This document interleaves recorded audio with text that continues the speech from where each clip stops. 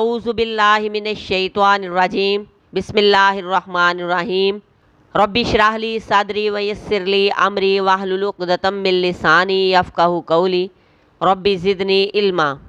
सूरह बकरा की आयत नंबर 198।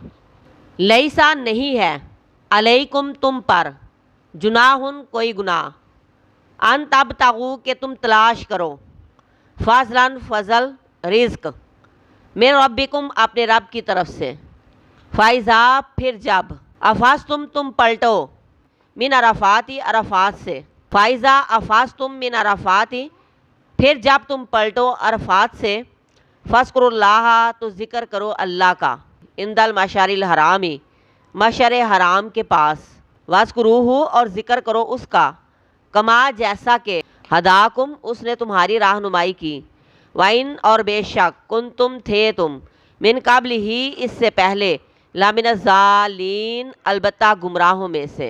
तुम पर कोई गुनाह नहीं कि तुम हज के दौरान तलाश करो रिज़्क़ को अपने रब की तरफ से। पिछली आयत में तकवा की बात की गई तो लोगों को ख्याल आया कि सफ़र हज में माल कमाना तकवा के ख़िलाफ़ है। इस आयत में इस ख्याल का अजाला किया जा रहा है। हमारा दीन दीन इत्दाल है। इस दीन में इबादत के साथ साथ इंसान की ज़रूरियात को भी मद्देनज़र रखा गया है। इबादत इंसान की रूहानी ज़रूरत है और इबादत उस वक्त तक सही हो नहीं सकती जब तक आपने कुछ खाया पिया ना हो। खाने पीने के लिए आपको माल चाहिए और माल कमाना इस्लाम में इबादत है। एक इंसान हज के इरादे से घर से निकला लेकिन साथ ही उसको माल कमाने का मौका मिल रहा है तो इस तरह कमाना मना नहीं। बस इस बात का ध्यान रखें कि आप हज के लिए निकले हैं और साथ तिजारत भी कर रहे हैं, या तिजारत के लिए निकले हैं और साथ हज भी कर लिया। बल्कि हज उस वक्त होगा जब आप निकले हज की नीयत से और साथ तिजारत का मौका मिले तो वो भी कर लें। नीयत हज की ही होनी चाहिए। यहाँ रिज़्क़ को रब ताला का फ़ज़ल कहा गया क्योंकि रिज़्क़ अपनी ज़हानत और काबिलियत से नहीं बल्कि रब के हुक्म और फ़ज़ल से ही मिलता है। कई दफ़ा बहुत काबिल बंदे, डिग्रियों वाले बंदे बेरोज़गार फिरते रहते हैं और बड़े बड़े कारोबारी लोग अपना मन चाहा मुनाफा हासिल नहीं कर पाते। ये रिज़्क़ की तक़सीम मेरे रब के हाथ में है और अल्लाह तबारक व ताला का ये फ़ज़ल मेहनत और कोशिश के बाद अल्लाह ही से मांगना चाहिए। फरमाया कि फिर जब तुम अरफात से पलटो तो अल्लाह का ज़िक्र करो मशर हराम के पास।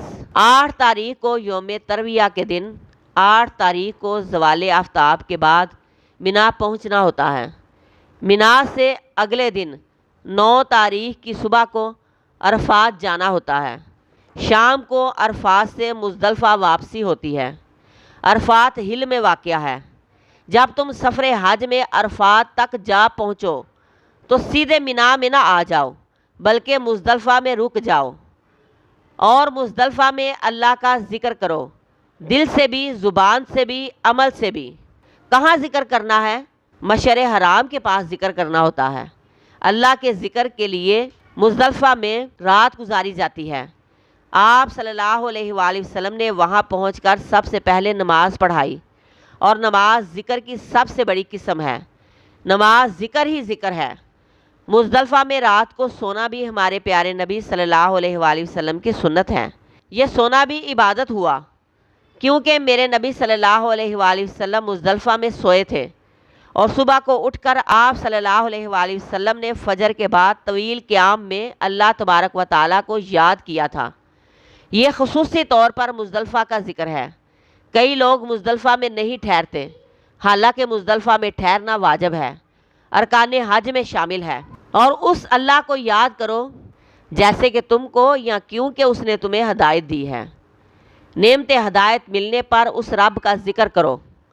उस रब ने तुम्हें नेमत इस्लाम और मनासिक हज भी यानी हज के तमाम तरीके सिखाए।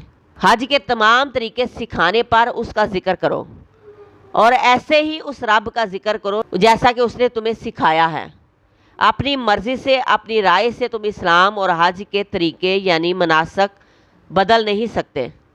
یہ اس کی ہی رحمت اور مہربانی ہے کہ اس رب نے ہمیں وہاں پہنچنے کی ہدایت کی، ہماری رہنمائی کی، کیونکہ اس کی رہنمائی اور مہربانی کے بغیر تو ہم اس کے گھر جا ہی نہیں سکتے۔